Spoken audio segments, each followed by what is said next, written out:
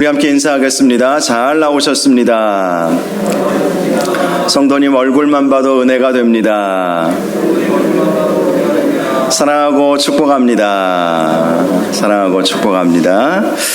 재직 세미나 세 번째 시간입니다. 성령과 지혜가 충만하여 칭찬받는 재직이라는 제목으로 말씀의 은혜를 함께 나누겠습니다.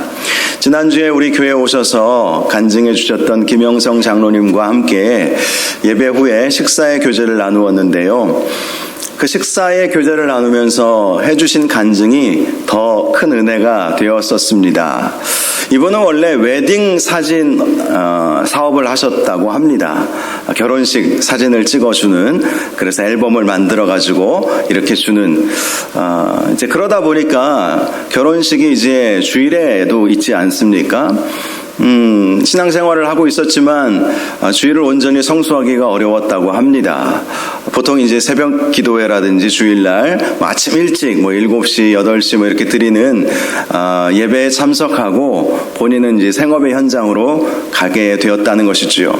그런데 신앙의 연조가 깊어지면 깊어질수록 죄책감이 들더래요. 그래도 내가 교회를 섬기고 있는 재직인데 이렇게 주일을 온전히 성수하지 못해서 어떻게 하나, 이런 마음이 들어서 결단을 하게 되었다고 합니다. 그 웨딩 사진 사업을 접자, 딱 결단을 하게 되었다고 해요. 그런데 웨딩 사업을 접으니까 이제 먹고 살 일이 막막해지지 않습니까? 그런데 어느 알고 지냈던 교장 선생님이 전화가 와서 본인의 그 졸업 앨범, 학생들 졸업 앨범 하는 그 회사가 부도가 나는 바람에 이 졸업 앨범을 만들지 못하게 되었으니까 당신이 좀 만들어 주시면 어떻겠느냐, 이렇게 말을 하더래요. 그런데 처음에는 이 장로님이 집사님 때였죠. 웨딩 앨범은 만들어 보았지만 졸업 앨범은 완전히 다른 영역이라고 합니다. 완전히 다른 영역인데 그것을 할 수 있을까? 그래도 이제 먹고는 살아야 되기 때문에 알겠습니다 하고 그 학교에 졸업 앨범을 만들게 된 거예요. 그런데 그 졸업 앨범이 딱 나왔는데 웨딩 앨범처럼 나온 것입니다. 학생들 졸업 앨범이 웨딩 앨범처럼 나온 거예요. 처음에는 교장 선생님도 그렇고 본인도 그렇고 나름대로 학교 앨범처럼 만들어 보려고 했는데 이건 웨딩 사진처럼, 웨딩 사진첩처럼 나왔다고 어떻게 하나 그렇게 서로들 두 분이서 말씀을 나눴대요. 그런데 웬걸요? 그게 대박이 난 것입니다. 다른 학교에서 그 앨범을 보더니 우리도 이렇게 만들어 달라고, 그동안 앨범이라고 하는 거 여러분 졸업 앨범 다 가지고 계시겠지만 딱딱하잖아요. 무슨 어떤 스토리나 이런 것들도 전혀 담겨져 있지 않잖아요. 그런데 이 장로님이 어떻게 하다 보니까 앨범을 만들었는데 웨딩 사진첩처럼 만든 그 앨범이 대박이 나가지고 많은 학교에서 장로님에게 의뢰를 하게 된 거예요. 그래서 그 사업이 아주 번창하게 되었다고 합니다. 할렐루야. 남들이 잘 될 때에도 할렐루야 아멘 하시기 바랍니다. 자, 그런데 또 문제가 생긴 거예요. 학생들이 줄어들잖아요. 지금 10년 전과 10년 후 이 학생 숫자가 반토막이 난 거 여러분 혹시 아시는지 모르겠어요. 지금 우리 아이들보다 10년 위 또 이 10년 아래에 인구 숫자가 급감하기 때문에 졸업 앨범을 이렇게 이제 제작을 해왔는데 그게 이제 수지 타산이 안 맞게 된 거예요. 하나님께서 은혜 주셔서 이렇게 졸업 앨범을 만들 수 있게 되었는데 이게 웬일입니까? 하면서 하나님 앞에 기도하기 시작했다고 합니다. 그런데 이 졸업 앨범 때문에 함께 알고 지냈던 교장 선생님이 또다시 전화가 와가지고 내가 당신을 보니까 예술적 감각이 좀 뛰어난 것 같은데 지금 이제 학생들의 숫자가 줄어서 교실이 지금 빈 교실이 많다는 거예요.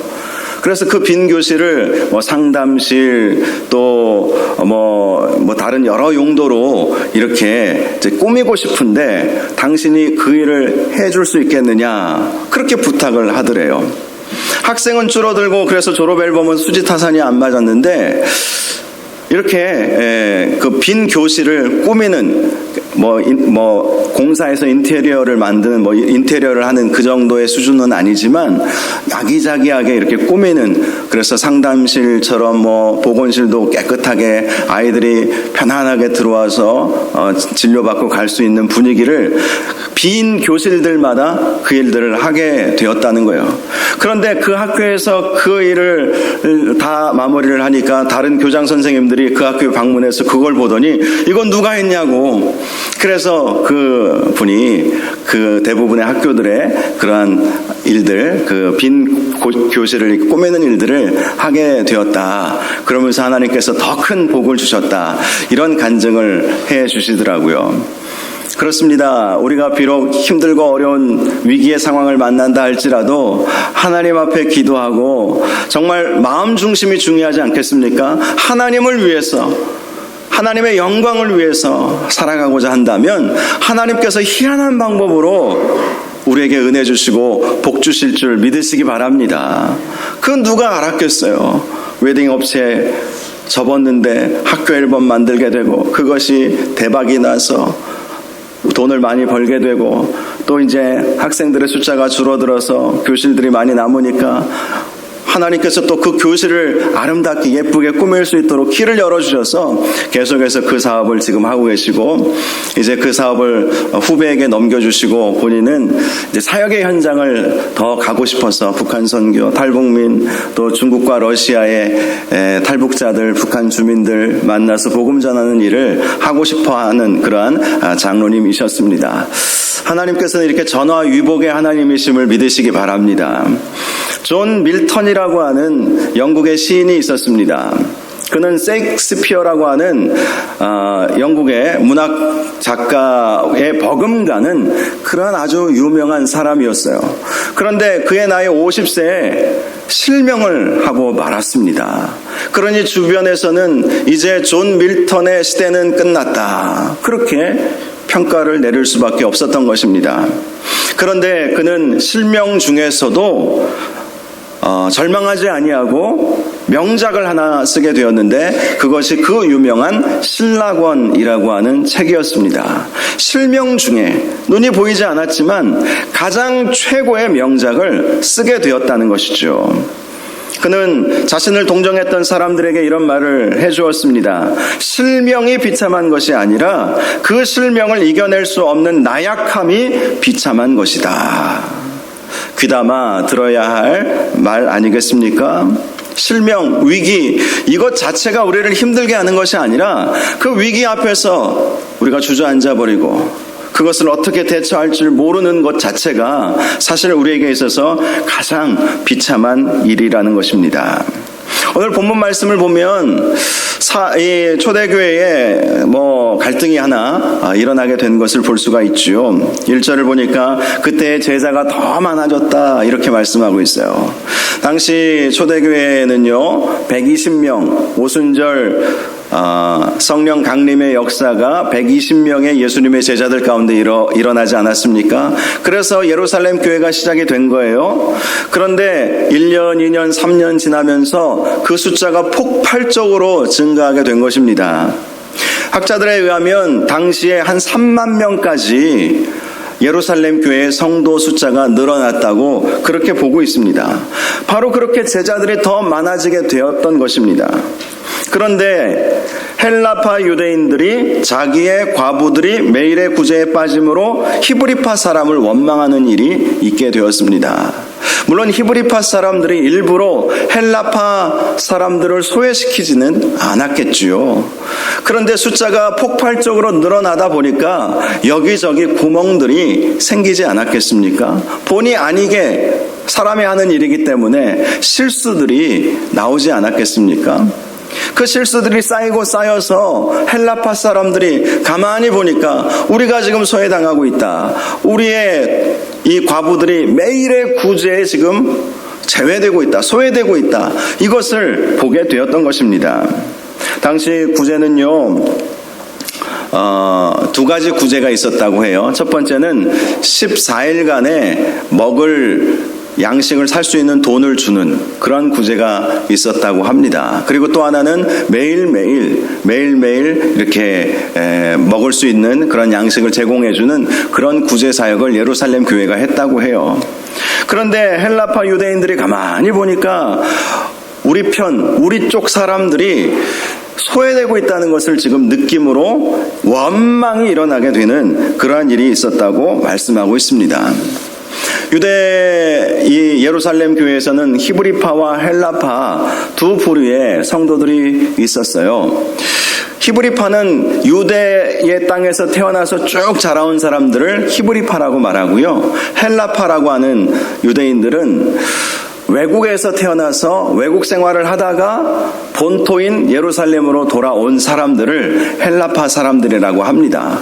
외국 생활을 오래 했기 때문에 히브리파 본토 출신들과는 문화도 다르고 언어도 달리 썼다고 해요. 제가 미국에서 이민교회를 섬길 때 비슷한 경험을 했습니다. 이민교회는요, 크게 한 4부류로 나누어져 있더라고요. 20-30년 전에 한국에서부터 미국으로 이민 온 이민 1세대, 그리고 어린 시절 초등학교, 중고등학교 때 미국에 와서 한국 문화도 어느 정도 알고 미국 문화도 어느 정도 알고 있는 1.5세대, 그리고 아예 미국에서 태어나서 자라서 한국 문화는 전혀 경험해 보지 못하고 한국말도 거의 잘 하지 못하는 2세대, 3세대, 세 부류가 있고요. 또 잠시 왔다 가는 주재원이라든지 유학생이라든지 이렇게 잠시 왔다 가는 그러한 4부류의 성도들이 함께 한 공동체 안에서 신앙생활을 하다 보니까 서로 대화가 안 될 때가 많이 있었어요. 1세대들, 20-30년 전에 한국에서 미국으로 이민 온 이분들은 여전히 20-30년 전에 한국 사고방식에 그대로 갇혀 있다는 것을 저는 느꼈거든요.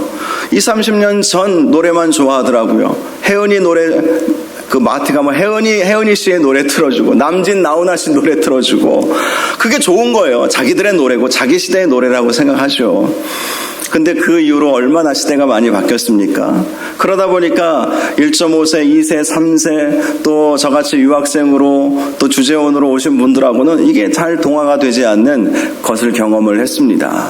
당시 예루살렘 교회가 그런 거예요. 본토 출신 히브리파 유대인들과 외국에서 살다 온 헬라파 유대인들이 서로 섞여서 신앙생활을 하다 보니까 서로 보이지 않는 갈등들이 일어나게 되었던 것이죠. 그 갈등이 폭발하게 된 것이 구제에 있어서 헬라파 유대인들의 과부들이 빠지는 것을 보면서 그 갈등이 표출이 되었던 것입니다. 결국 이 일을 해결하기 위해서 사도들이 모든 제자들을 불러 모으죠. 2절을 보면 12사도가 모든 제자를 불러 이르되 우리가 하나님의 말씀을 제쳐놓고 접대를 일삼는 것이 마땅하지 아니하니. 자, 당시 사도들이요, 하나님의 말씀을 가르치고 기도하는 일을 집중적으로 해야 했음에도 불구하고 워낙 성도 숫자가 늘어나다 보니까 그 일을 감당하지 못했던 것입니다. 은혜가 떨어져 버린 거예요. 사실 은혜가 넘칠 때에는 어떤 불만적인 요소가 있어도 은혜로 다 덮어버립니다. 우리가 은혜가 충만하면 우리의 서운함, 또 우리의 이런 부정적인 모든 감정들이 다 은혜로 다 덮어지는 것을 우리가 경험하지 않습니까? 그런데 사도들이 말씀과 기도에 집중하지 못하니까 교회가 은혜가 떠나가 버렸던 것이지요. 그래서 3절과 4절을 보면 이 문제의 해결책을 이렇게 제안합니다. 형제들아, 너희 가운데서 성령과 지혜가 충만하여 칭찬받는 사람 7을 택하라. 우리가 이 일을 그들에게 맡기고 우리는 오로지 기도하는 일과 말씀 사역에 힘쓰리라. 성령과 지혜가 충만하여 칭찬받은 사람을 너희들이 택하라. 그들에게 접대하는 일, 이 접대하는 일이라고 하는 것은 다른 사람들을 접대하고 구제하는 일뿐만 아니라 조직하고 행정적인 일들, 여러 권면하고 상담하는 이런 모든 일들을 다 포함하는 일입니다.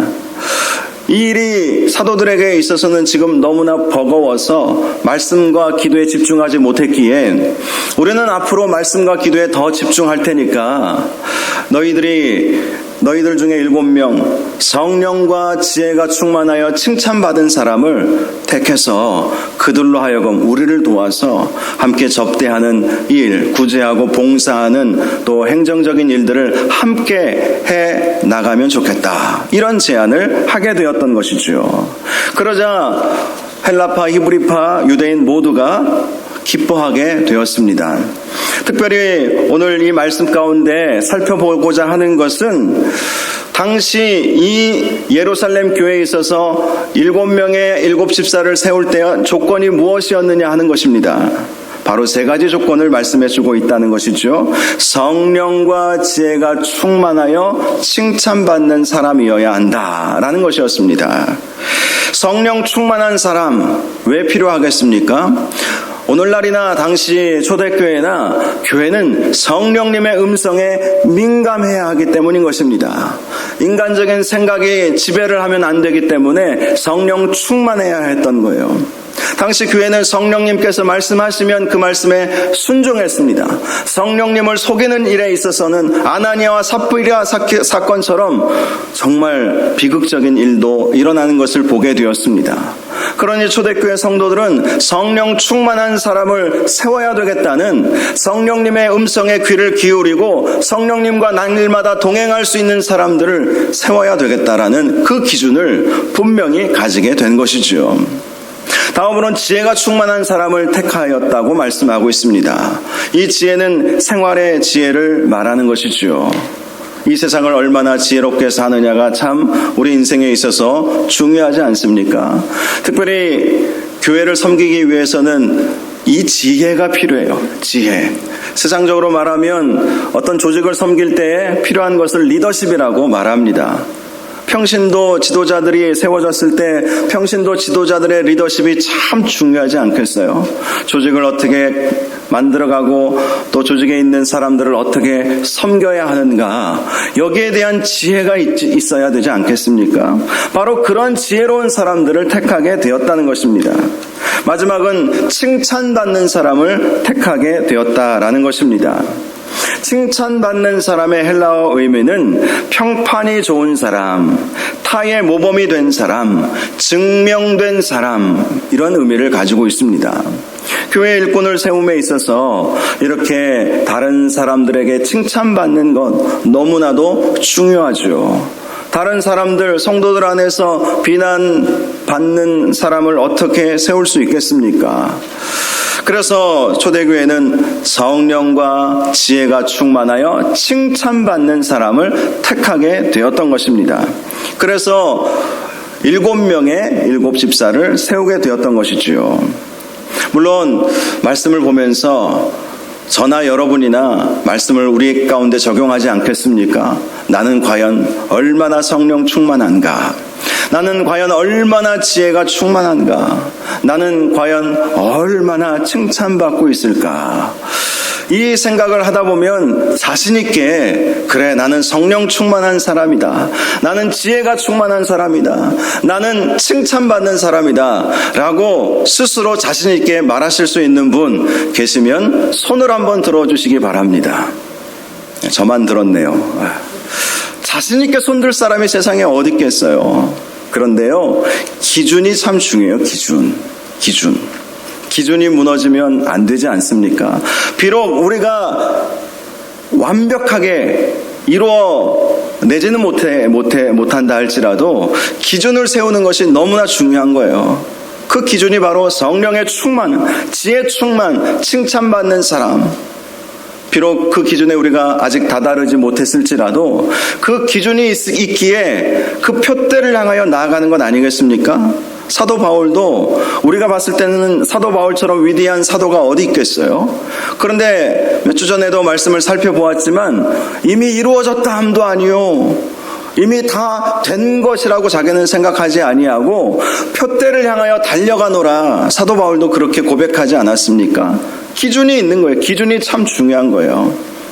저와 여러분이 이렇게 초대교회 일꾼을 세웠을 때 가지고 있었던 이 기준을 저와 여러분의 기준 삼으시고 날마다 성령 충만함을 사모하시고 지혜 충만함을 사모하시고 칭찬받는 재직이 될 수 있기를 주님의 이름으로 축원합니다. 성령 충만한 사람, 지혜가 충만한 사람, 그리고 칭찬받는 사람, 그 기준을 온전히 이루신 분은 우리 예수님이시죠. 예수님이 우리의 기준이 되어야 한다는 것입니다. 예수님은 나는 마음이 온유하고 겸손하니 내 멍에를 메고 내게 배우라, 이렇게 말씀하고 있지 않습니까?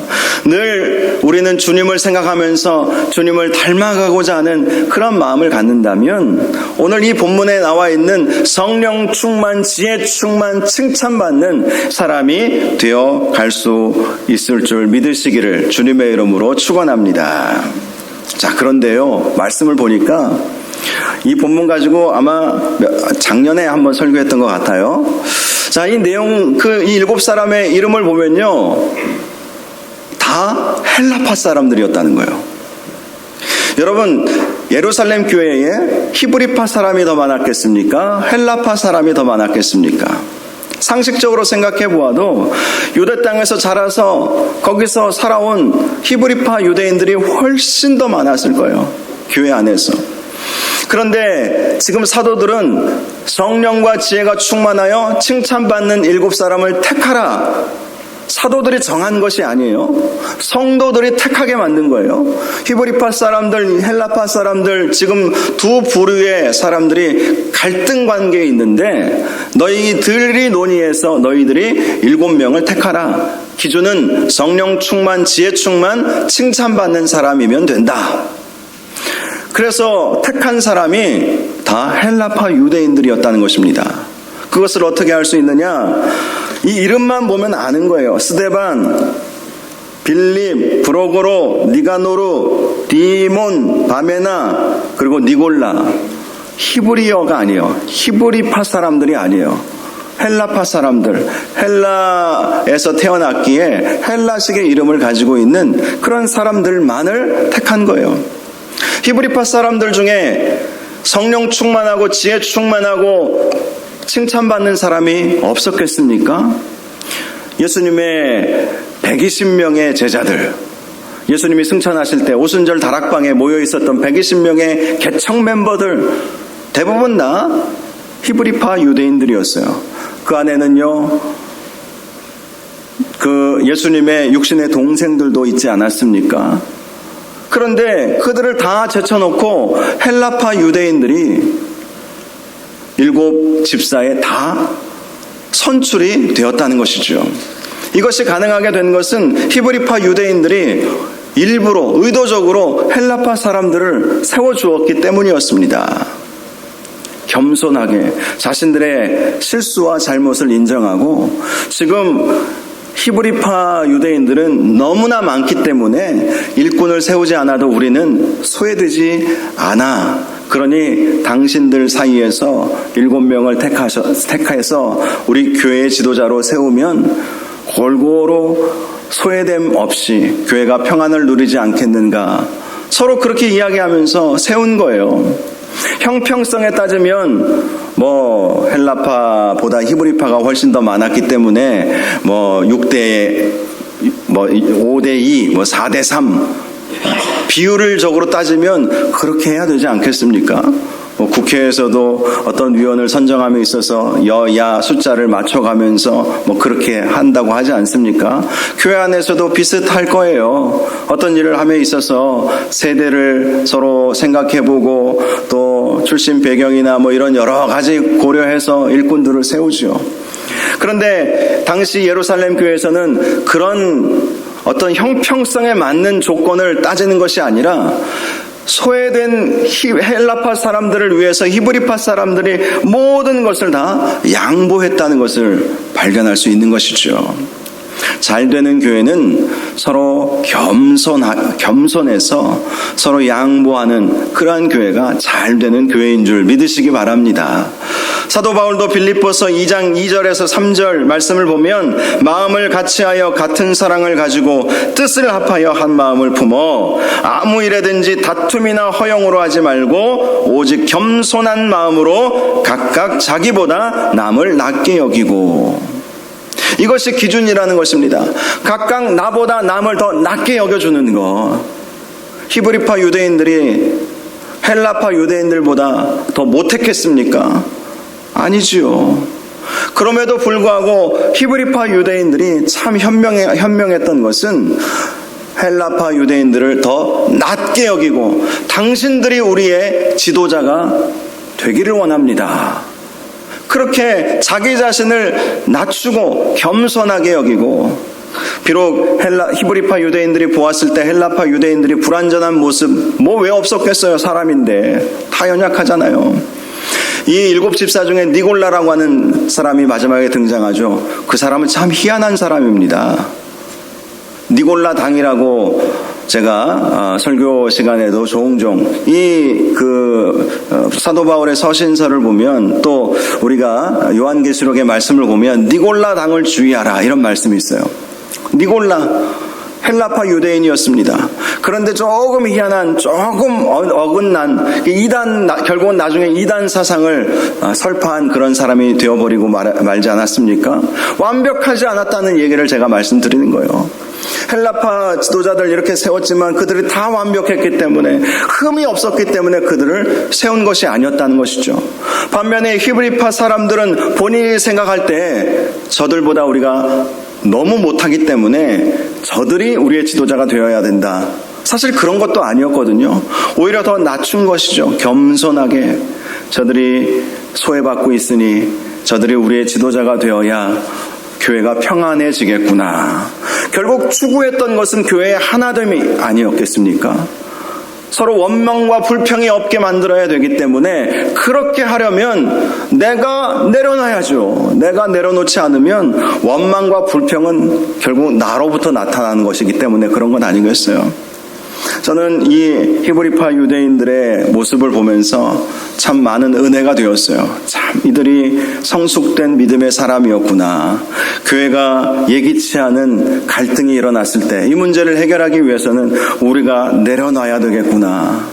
우리가 포기해야 되겠구나. 우리가 납작히 엎드려 저들에게 미안함을 말해주어야 되겠구나. 그렇게 하면서 교회가 하나가 된 것이죠.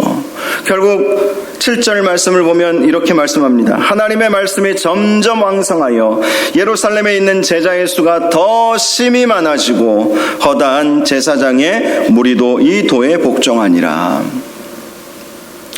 갈등을 하나님의 은혜로 풀어내니까 더 놀라운 부흥이 있게 되었다라는 것입니다. 하나님의 교회를 보면요, 이런 갈등들은 언제나 존재하는 것 같아요. 제가 정말 많은 교회를 섬겨보았거든요. 그것도 은혜요 감사한 일이더라고요. 저희 아버지 돌아가시고 저희 어머니께서 신학을 공부하시고, 제가 중학교, 고등학교, 대학교 다닐 때까지 어머니 따라서 한 2교회인가 3교회인가를 경험했어요. 그 전에 아버지가 개척한 교회는 이제 문을 닫을 수밖에 없었고요. 그래서 어머니가 전사님으로 사역하시면서 3교회 정도 아마 다닌 것 같아요. 거기서 중고등부 수련회, 그 중고등부 시절도 보내고 대학부 시절도 보내고, 제가 총신대학교에 들어갔기 때문에 대학 4학년 때부터 교육전도사 사역을 시작할 수 있게 되었습니다. 그러면서 대학 4학년 때 한 1년 섬겼던 교회, 신대원 다니면서 제 아내를 만났던 그 교회에서 또 섬기고, 또 전임 풀타임 사역을 분당에 가서 또 2년 사역하고, 미국에 가서 미국 이민교회도 한 3교회 정도 경험할 수 있었고, 그리고 부산에 와서 사역하고 또 대전까지 이렇게 오게 되지 않았습니까? 참 많은 교회들을 경험했는데, 크고 작은 정말 한 3, 40명 교회에서부터 10만 명, 제적 인원 10만 명 되는 교회까지 다 섬겨보았는데요. 교회 안에 위기가 없는 교회는 하나도 없어요. 갈등이 없는 관계는 하나도 없어요. 아무리 은혜가 충만한 교회라도 서로 사람들이 모여서 하는 일이기 때문에 서로 힘들고 어렵고 갈등이 있고 불만도 있고,